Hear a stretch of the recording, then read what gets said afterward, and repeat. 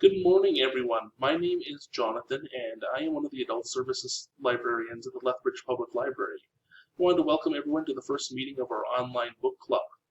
So the way that we're going to run the book club is each week I am going to post a small video to YouTube with my initial thoughts about our book that we're reading, The Call of the Wild, and some sort of a chapter summaries, really short, and some questions that we can all discuss during the week.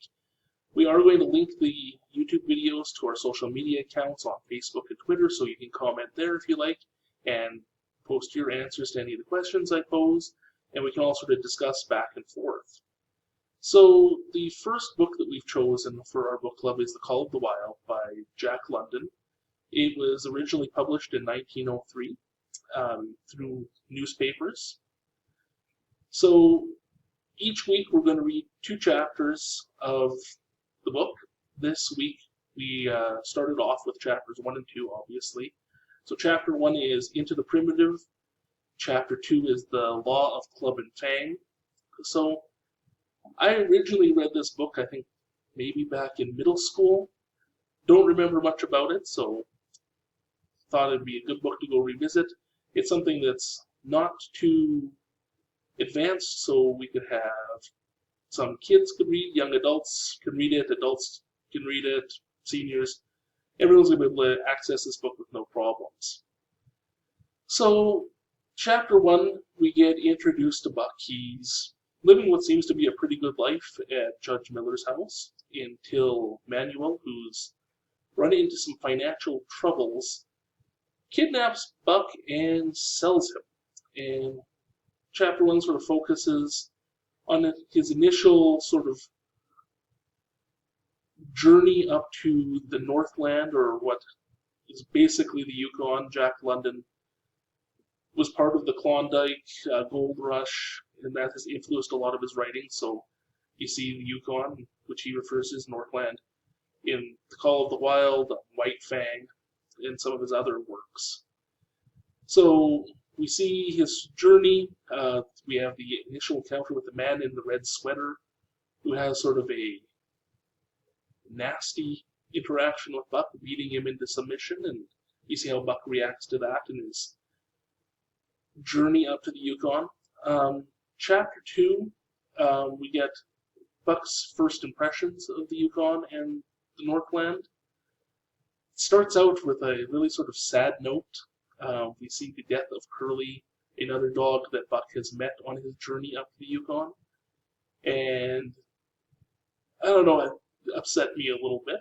Nobody likes to see a dog being harmed, so it was a little bit of a tough start to the chapter, but as we go on, we get to see Buck's adaptability and capacity to adjust himself to the changing conditions that he's encountering on this new phase of life.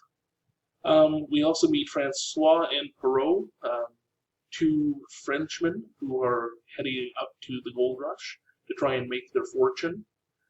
Although the book does hold up pretty well for having been written over a century ago, we do get this sort of stereotypical French-Canadian accent, which is a little bit troubling at times, but it's something we can get past.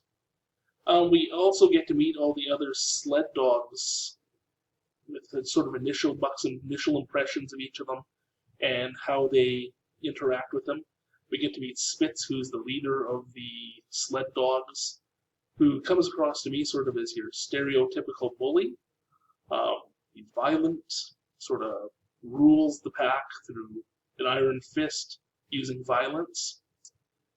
So those are our first 2 chapters. Some questions that I wanted to sort of pose that I've come across as I was reading. The first question that we can take a look at is, why does Jack London emphasize that Buck is not a pampered dog? So we'll get your thoughts on that. Question 2, what different reasons do Buck and the Man in the Red use violence? Question 3, how does Buck's position in society change from chapter 1 to chapter 2?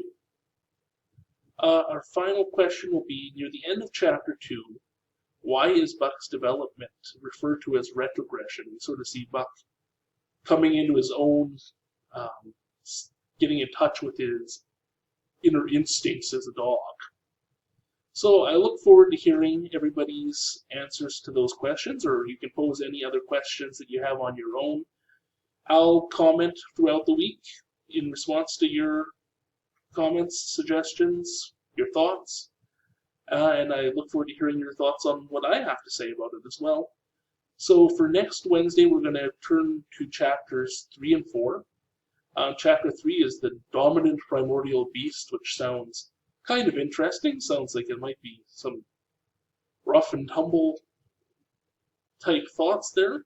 And chapter 4, who is one to mastership?